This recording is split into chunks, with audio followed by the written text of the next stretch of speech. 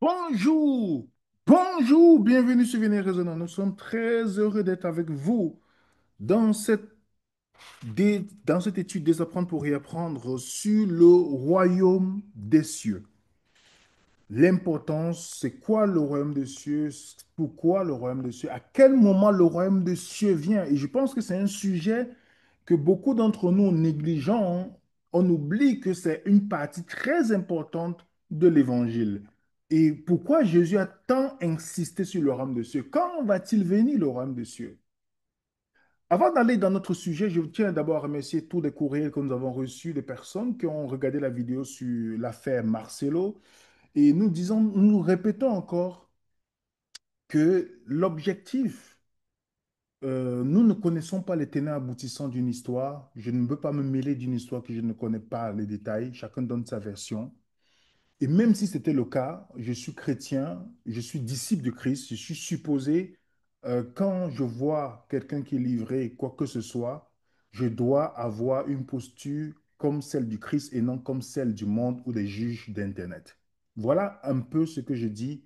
Et quand tu vois, je dis toujours à des personnes, si vous répétez des choses, si vous cherchez peut-être à nuire à la réputation de quelqu'un, ou vous répétez des choses que vous n'avez pas vérifiées, ou vous dites des choses, vous faites du mal à vos âmes. Peut-être vous ne le payez pas maintenant, vous le payerez. Je vous le dis. Si vous regardez la Bible dans son ensemble, vous verrez comment ce sujet est répété plusieurs fois dans la Bible. Donc, je le répète. Quand vous entrez dans des histoires que vous ne connaissez les tenants et les aboutissants et vous commencez à répéter, dire des choses, ne pensez pas votre vie tranquille. Vous allez le payer. Et moi, je ne veux pas donner accès au diable.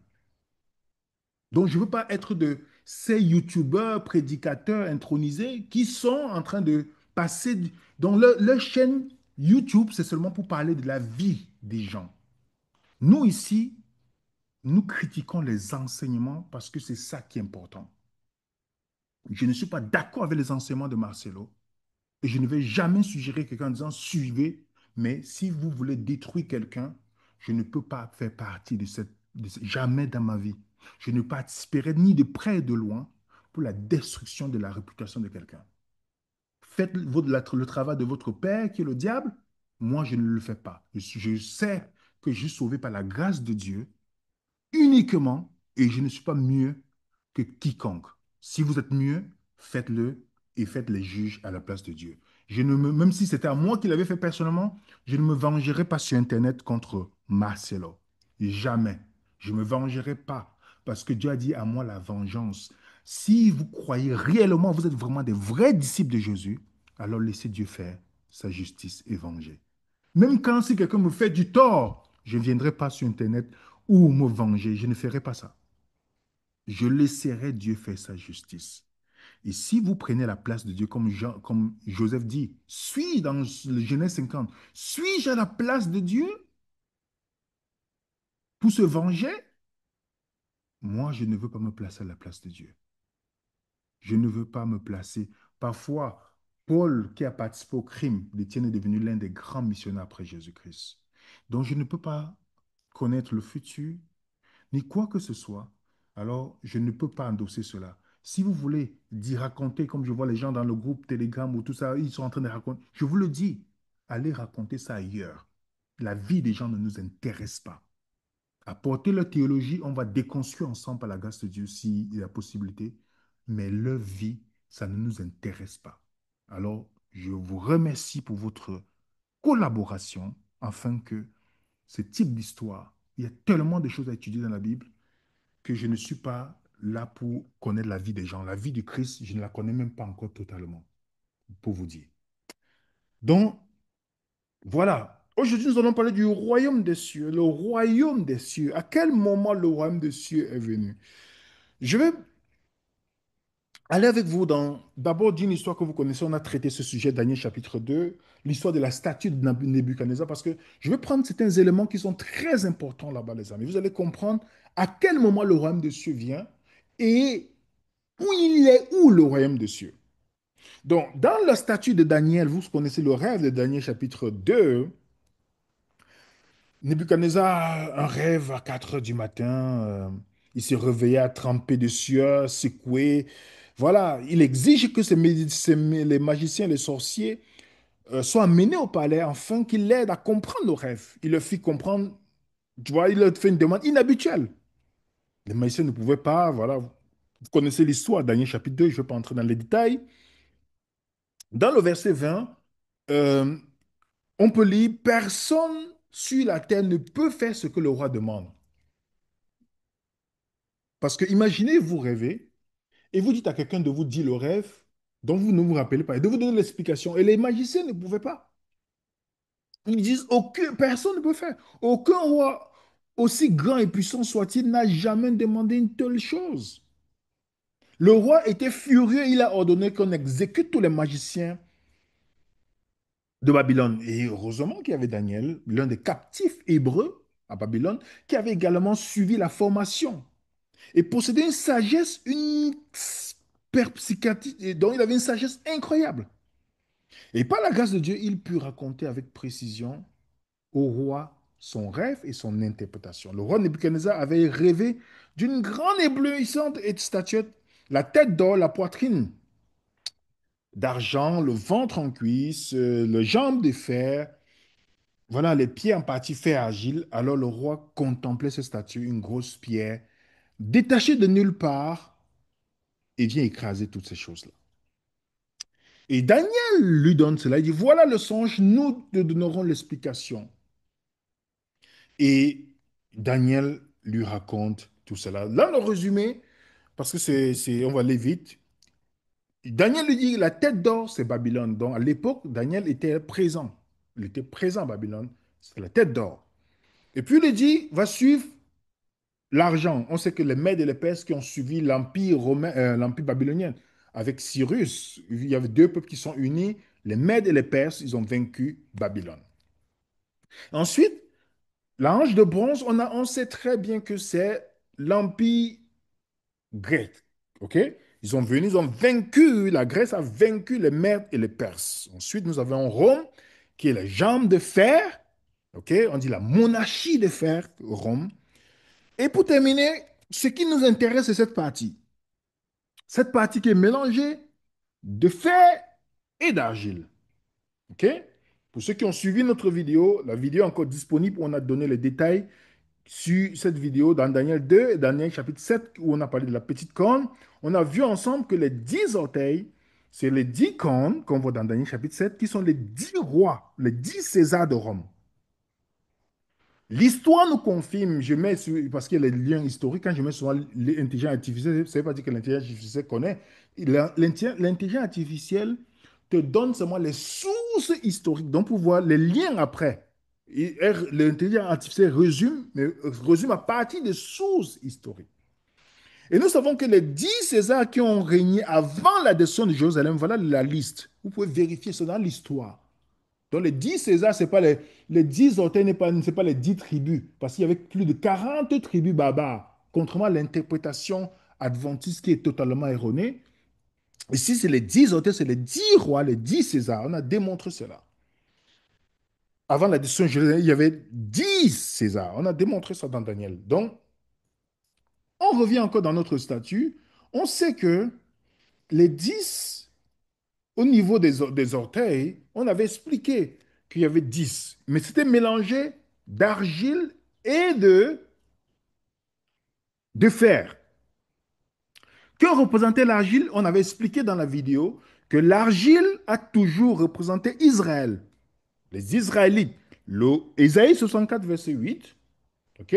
On avait donné la référence et on avait donné la référence de Jérémie 18, verset 6. L'argile a toujours les Hébreux ont toujours été représentés par le symbole de l'argile. Alors, si on vient sur la statue, on sait que la partie de fer qui est Rome et la partie d'argile qui est les Juifs, on sait que au niveau des pieds, l'empire qui dominait, c'était l'empire Rome qui était mélangé avec les Juifs. C'est ce que le rêve nous dit ici. OK? Les chevilles et les pieds, une partie relativement courte, de la même taille, et de la tête, on a vu Rome et Juif. Alors, la question qu'on devait se poser, à quel moment la pierre descend? La pierre dont Daniel dit qu'il vient de nulle part, à quel moment cette pierre descend? Les adventistes vont vous dire la pierre descend, c'est vers la fin des temps, ce qui ne corrobore même pas du tout. Ne corrobore même pas. Par contre, lorsque tu lis Daniel, Daniel te donne une information capitale. C'est pourquoi il faut lire les détails. Regardez ce que j'ai souligné. À l'époque où ces rois auront le pouvoir, dans les 10 orteils, le Dieu qui est au-dessus au ciel établira un royaume qui ne sera jamais détruit. Le pouvoir de ce royaume ne passera jamais à un autre peuple. Il écrasera tous les autres royaumes, il les détruira, mais lui, il durera toujours. C'est souligné quoi? À l'époque où ces rois. À quel moment la pierre va venir? À l'époque de ces rois. Notre version, à l'époque de ces rois, les 10 orteils. Vous comprenez? J'ai mis plusieurs versions ici. Donc, à quel moment la pierre descend? À la fin des temps, la fin du monde, ou à l'époque de ces rois, les 10 orteils? À l'époque de ces rois. Donc, quand le Christ frappe-t-il la statue? On nous indique clairement que c'est à l'époque de ces rois. C'est à cette époque-là. Une autre version te dit même, et dans le temps de ces rois, dans le temps de ces rois. Et nous savons que le rocher dans la Bible représente le Christ. Le rocher, j'ai mis ici dans les notes pour ceux qui ont la documentation. Jésus est venu et établir son royaume comme le rocher qui remplira toute la terre. Cela concorde avec d'autres passages des Écritures où Jésus est présenté comme la pierre angulaire, le rocher rejeté. Il bâtira son église, la pierre sur laquelle on bâtira son église. De toute évidence, le rocher de ce rêve parle de Jésus. Donc Jésus vient à l'époque de ce roi, les amis. À l'époque de ces rois. Est-ce que vous voyez déjà que ce détail est très important? Le royaume des cieux, ce n'est pas la fin du monde. Parce qu'il y a une différence entre la fin des temps dans la Bible et la fin du monde. La Bible parle de la fin des temps, parlant de la fin de l'ère juive, de la destruction du temple. Mais la pierre nous dit ici, la Bible nous donne une information capitale, les amis. Le royaume du Christ vient dans l'époque de l'Empire romain. Je répète, le royaume du Christ vient à l'époque de l'Empire romain. Regardez ce que Jésus dit. Répentez-vous, car le royaume des cieux est proche. Quand Jésus est venu, qu'est-ce qu'il a commencé à dire? Il y a Jean qui le dit, le précurseur du Christ. Pendant 3 ans et demi qu'il a exercé son ministère, constamment, il a toujours été question du royaume des cieux. La bonne nouvelle de Jésus et la bonne nouvelle du royaume sont identiques. Vous comprenez? Répentez-vous, le mot métanoïo qui veut dire changer de voie, changer de direction, changer de pensée. Chaque prédication, chaque prédicateur mentionnant les 4 évangiles ont toujours parlé de quoi? Ils ont un thème unique, le royaume des yeux de Dieu. Il n'y a pas dans la Bible, vous allez aller vivre dans le ciel, vous n'allez pas voir ça. Il dit le royaume de Dieu. Les gens prennent souvent Jean 14, je ne sais même pas, on a expliqué ça. Jean 14 ne dit pas qu'on va aller vivre dans le ciel. Alors, quand les gens lisent une partie, ils ne lisent pas le verset 6. Je suis le chemin. Tu as accès à Dieu par Jésus maintenant. Donc, elles fournissent La justification de l'évangile. Le mot évangile et le royaume de Dieu sont étroitement liés quand vous lisez les évangiles. Et Jésus le précise. Dès que le jour parut, il sortit alla dans les lieux déserts. Une foule de gens se mit à sa recherche. Arrivé jusqu'à lui, il voulait le retenir afin qu'il ne le quittât point. Mais il leur dit, il faut aussi que j'annonce aux autres villes la bonne nouvelle du royaume de Dieu. C'est pour cela que j'ai été envoyé. Vous comprenez, les amis? Le royaume de Dieu est la manifestation de la volonté de Dieu accomplie sur la terre. Le royaume de Dieu comprend trois éléments. Le roi, le règne de Dieu et le peuple qui gouverne. Vous comprenez? Le roi et le règne de Dieu et le peuple qui gouverne. Vous comprenez, les amis? Jésus nous demande, même dans la prière, qu'est-ce qu'il dit? Que ton règne vienne, que ta volonté soit faite sur la terre. Le royaume, c'est la volonté de Dieu qui s'accomplit. Dieu veut que son royaume s'établisse sur la terre. Il veut étendre son royaume sur la terre. Regardez ce qu'il dit. Si ce n'est pas le droit de Dieu que je chasse les démons, alors le royaume des cieux est venu vers vous. Les Écritures affirment que le royaume est proche au temps de Jésus. Il ne fait que le dire, le royaume de Dieu est là. Et comme prédit dans Daniel. Alors où est le royaume? Où est le royaume? Les pharisiens posaient une question à Jésus. Luc 17. Les pharisiens demandaient à Jésus, quand viendra le royaume de Dieu? Il leur répondit, le royaume de Dieu ne vient pas à la manière à frapper les yeux, regarde. On ne dira point il est ici ou il est là, car voici le royaume de Dieu est au milieu de vous. Vous comprenez? Le royaume de Dieu est au milieu de vous. Contrairement à d'autres nations, le royaume de Dieu n'a pas de frontières. Il est étendu à tout le monde. Nous vivons dans un monde où la volonté de Dieu n'est pas encore totalement faite. Il y a la pauvreté, les injustices et toutes ces choses-là. À mesure que le royaume de Dieu, pour ceux qui ont vu notre vidéo, la politique de Jésus, où Jésus est le roi de ce royaume, c'est le roi des rois. Jésus, le Messie veut dire oint. On oint quelqu'un pour prendre la royauté. Jésus était oint. OK? Il a donné son programme du royaume sur le sermon sur la montagne. Je vous dis, le sermon sur la montagne, Matthieu 5 à Matthieu 7, c'est l'un des chefs-d'œuvre de Christ que chaque chrétien devait mémoriser. Parce que je me pose la question, si chacun lisait ça tous les jours, de connaître voilà, l'agenda politique du royaume de Jésus. Si vous voulez savoir quelle est la vision de Christ, quelle est sa vision le programme de son royaume, vous lisez seulement Matthieu 5 et jusqu'au chapitre 7. Et vous me dites si ça ne va pas impacter votre christianisme. Jésus apporte un nouveau système, un royaume totalement différent, une nouvelle façon de devenir humain.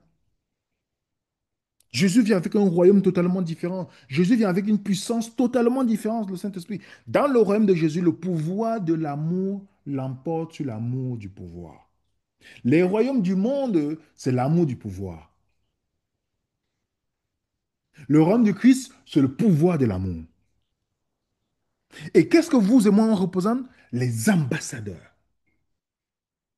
Les ambassadeurs de ce royaume. C'est pourquoi on dit il est le roi des rois. Il nous a fait de nous les rois et les sacrificateurs. Et la prière de Jésus dans Matthieu 6, que ta volonté soit faite sur la terre comme au ciel. Jésus veut que sa volonté se fasse sur la terre. Donc quand Jésus est venu, il a commencé à établir son royaume. Il a commencé à établir son royaume. Son royaume est en train de venir. Il a commencé à prêcher d'abord, et puis il a commencé petit à petit à leur faire comprendre que le royaume des cieux est au milieu de vous. Et comme prédit dans Daniel, le royaume va remplir la terre. Donc ça va aller crescendo pour remplir toute la terre. Et Jésus, dans la parabole de la graine des sénévé, dit que lorsqu'il est semé, il monte, devient plus grand que tous les légumes et pousse des branches en sorte que les ordures du ciel peuvent habiter sous son ombre. Il donne encore la parabole de la dame qui a la farine dans Matthieu 13, 33. Le royaume des cieux est comme semblable au levain d'une femme qui a pris et mis dans 3 mesures de farine jusqu'à ce que la pâte soit élevée. Et donc Jésus a déclaré que son royaume est venu comme la petite graine, qu'il deviendrait le plus grand arbre du jardin. Et qu'il est venu dans une mesure de levain et qui va se répandre dans tout le pain. Vous comprenez? Donc les gens qui ont enseigné que le royaume de Jésus va venir dans le futur, ok, et serait établi d'un seul coup, Jésus a enseigné le contraire. Jésus dit que son royaume va grandir progressivement. Donc l'établissement du royaume sur la terre est un effort conjoint entre le créateur et le créateur, et ça va aller progressivement. Vous comprenez, les amis? Alors, n'oubliez pas que Jésus est venu, quand Jésus est venu, il y a un royaume qui est établi sur la terre. Il y a deux royaumes qui coexistent, qui luttent pour la suprématie, celui de Dieu et celui de Satan. Chacun cherche à obtenir l'allégeance du peuple. Tant que Satan est en train de perdre le terrain, puisque de plus en plus les gens donnent leur vie à Jésus. Donc, il utilise tout ce qui est possible en utilisant les dirigeants de son monde, en utilisant des circonstances. Tout, mais les gens ne font que se convertir. Le royaume de Christ ne fait que prendre l'espace. La bonne nouvelle, continuez à croire. Et vous et moi, nous sommes les ambassadeurs. Les ambassadeurs qui devons refléter ce royaume. Nous devons, dans notre message, le royaume des cieux est là. Voilà la bonne nouvelle, les amis. Le royaume des cieux ne viendra pas de la manière à frapper les regards. Les gens attendent les manifestations et autres. Pourtant, le royaume des cieux est déjà là. Le croyant maintenant, comment toi tu es censé vivre, toi qui es ressuscité avec Christ et qui est assis par la foi dans les lieux célestes, marchant sur la terre. Toi qui as donné ta vie à Jésus, tu as bien prophétisé que Jésus est ton sauveur, que Jésus est ton sauveur. Tu as dit que Jésus, tu le représentes, pas le baptême, tu le représentes aujourd'hui. Est-ce que tu es convaincu que c'est les œuvres du Christ que tu représentes? Est-ce que nous sommes convaincus que nous représentons les œuvres de Christ dans notre façon de fonctionner? Faisons-nous encore comme les gens du monde qui sont dans un autre royaume? Quelle est la différence entre les fils et les filles du royaume et les fils des ténèbres? Pour briller, il faut avoir la lumière. Quand Jésus a fait tout ce qu'il fallait sur la croix en disant tout est accompli, en mettant en place, en éliminant l'ancienne alliance, nous fait rentrer dans la nouvelle alliance et fait de nous les ambassadeurs du royaume. Est-ce que nous avons compris la tâche que Jésus nous donne? Jésus a déclaré, le prince de ce monde vient, il n'y a rien de lui en moi. Et Jésus a toujours souhaité, il dit bien dans Jean 17, 18, vous lisez Jean 20, verset 21, de la même manière que mon Père m'a envoyé, moi aussi je vous envoie. Posons-nous la question. Les gens ont limité le royaume des cieux à un bâtiment religieux. Mais dans les mêmes bâtiments religieux, les pires scènes du monde se déroulent là-bas. Ce n'est pas le royaume des cieux, les bâtiments religieux. Jésus n'a jamais établi une dénomination. Il n'a jamais dit, à la fin du temps, vous devez aller dans telle dénomination. Il n'a jamais dit ça. Il n'a jamais établi une religion, Jésus. Jésus est venu avec un gouvernement complètement différent. Que le croyant, en vivant sa vie chrétienne, impacte le monde. Paul pouvait leur dire, vous êtes une lettre que Dieu envoie dans le monde pour être lue. Nous sommes des lettres que les gens observent. J'ai vu des gens athées qui m'ont dit, donc c'est comme ça que vous, les chrétiens, vous parlez de quelqu'un jour et nuit. C'est ça le christianisme? Est-ce que c'est ça le christianisme, William? Regardez comment les gens font les vidéos. Ils connaissent même la personne. Ils sont même allés, ils suivent seulement ce qu'on dit sur Internet. C'est ça, c'est comme ça que vous réagissez comme les gens sur Internet qui sont juste sur Internet. Où est la différence? Vous voyez comment?